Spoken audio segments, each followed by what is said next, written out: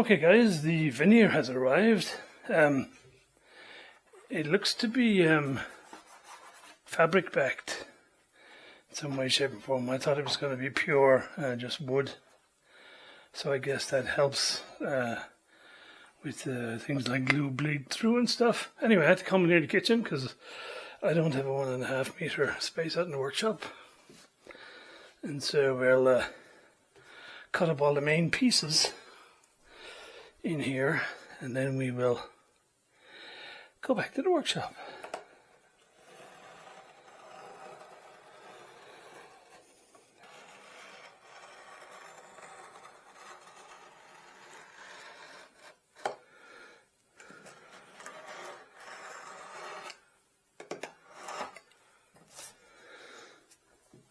Okay,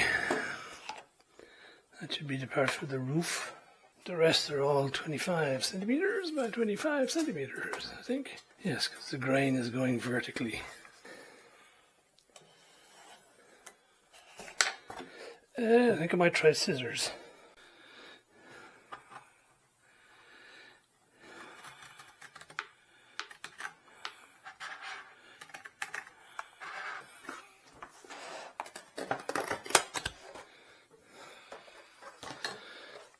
Okay, I'll just try these out for size.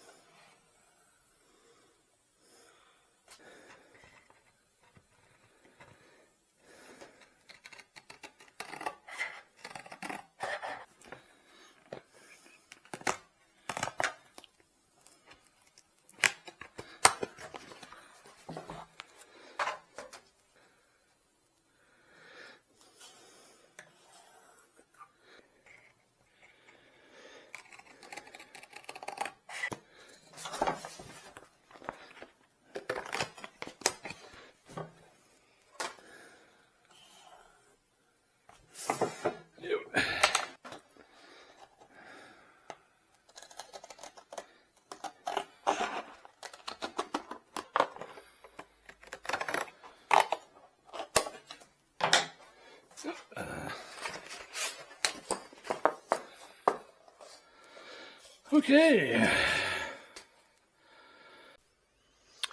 so veneering.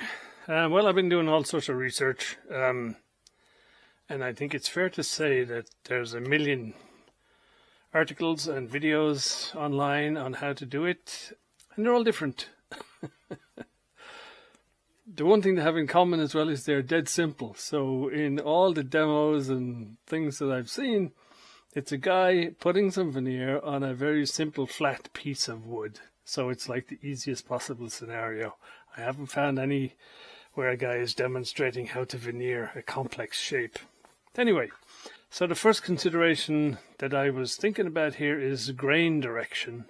And so since the grain will be vertically for all the main panels, for the grain direction to follow, it means this guy the grain has to go that way. And so that means cutting across, if you like, the panel. And then for the uprights here, the grain will obviously have to go in that direction. So yeah, I'm not sure if I have enough, but we'll see as we go.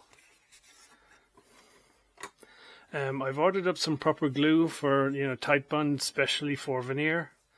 Hasn't arrived yet. And so for these simple bits, I'm just going to use the tight bond original. It'll be fine. It's what I've used for the other sets that I've done. The problem when you're doing this with large panels is you don't have a lot of open time with this stuff. And so you gotta move. As they say, the more hurry, the less speed. So it's not a good idea to be in a rush when you're doing this stuff. Anyway, let's see how we do here.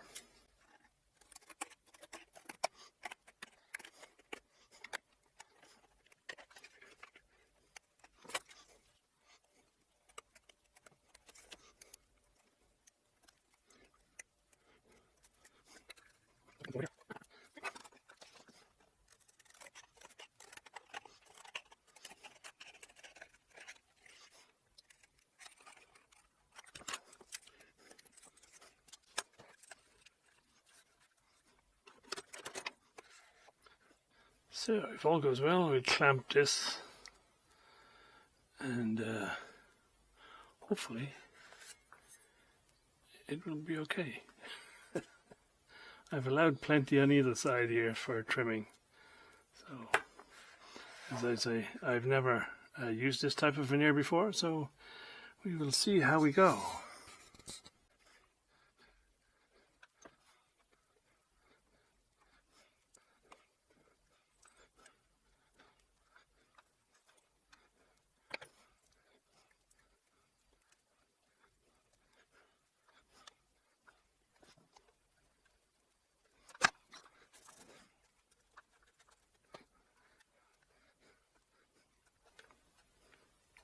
Almost doesn't need a clamp, it sort of bites right away. Maybe that's the paper backing, I don't know. But, anyway.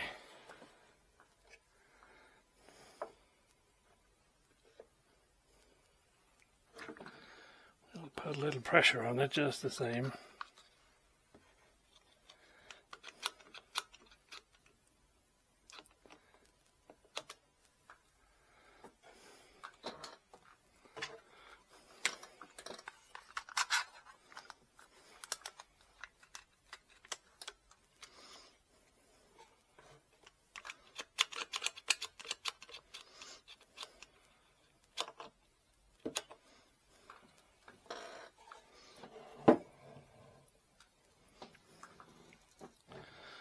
Okay, it slipped. So that's no good. That's not going to work. Ooh.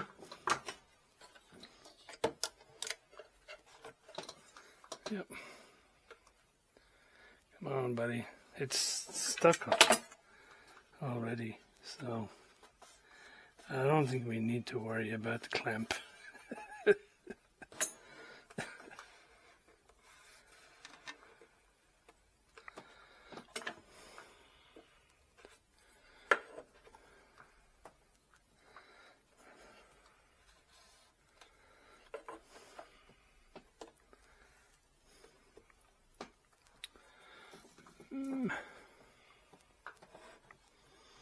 Maybe just one in the middle.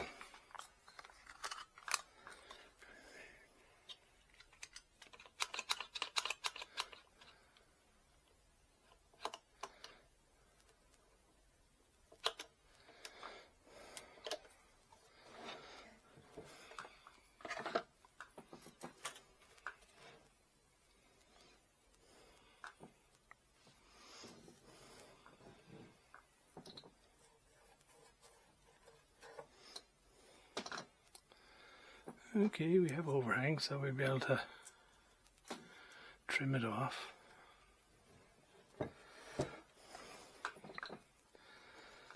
And we'll leave that for an hour or two and come back and see where we go from there.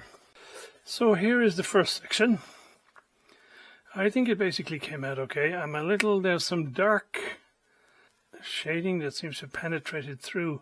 I'm not sure if it's related to the black lacquer that I put on the back here that seeped into the glue, because it's all water-based, and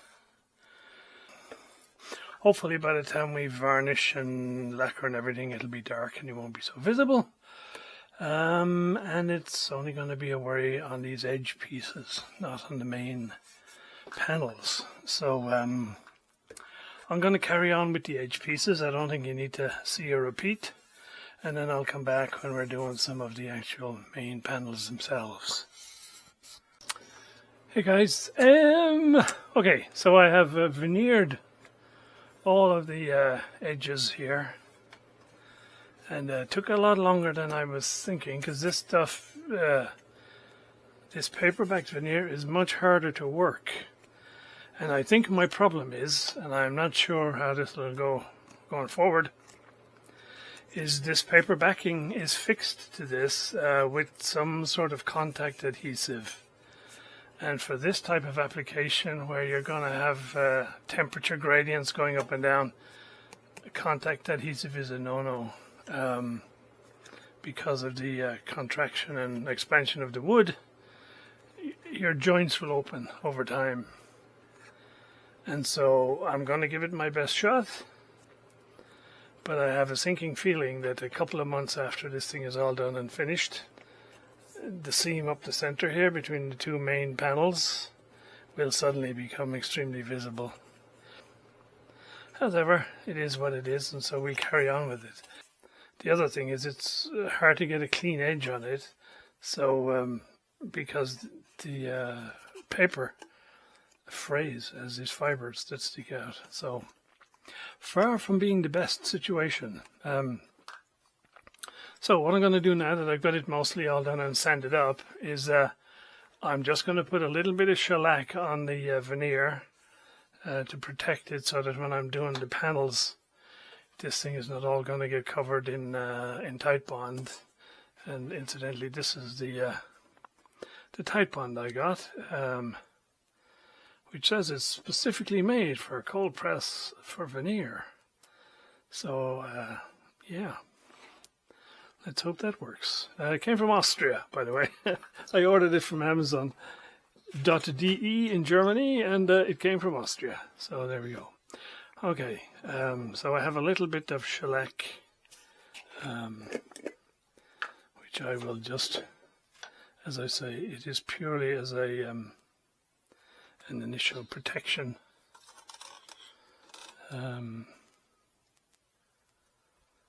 So that it won't be absorbing other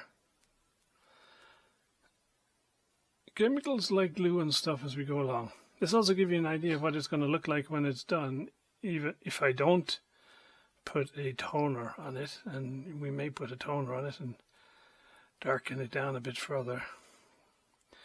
You can see the problem here is a little bit of glue has already gone into the veneer, and so it means that it won't absorb the shellac. So we're just trying to minimize that effect. That's really all we're trying to do.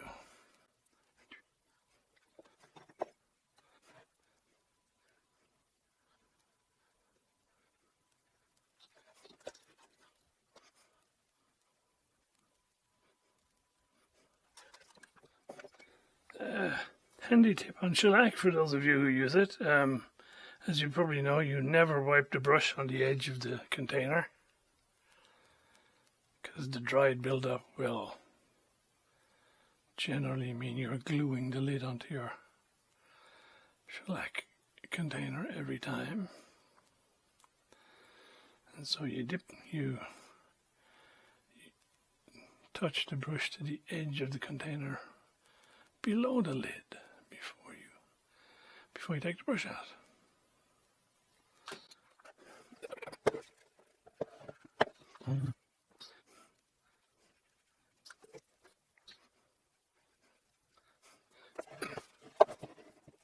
So there we go. That's all we need to do for now.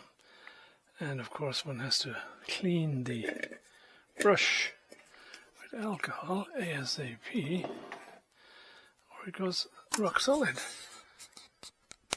Okay, so I think I'll stop here, guys, and I'll upload this and edit it up. So let me know whether you think this camera thing is worth the effort or it's just a waste of time. And we'll go back to the traditional approach. And in the meantime, I shall be reading up on how best to use this glue. And I'll have to come up with a suitable clamping setup for when it comes time to do it. Anyway, guys, if you made it so far, thanks for watching, and more to come pretty soon.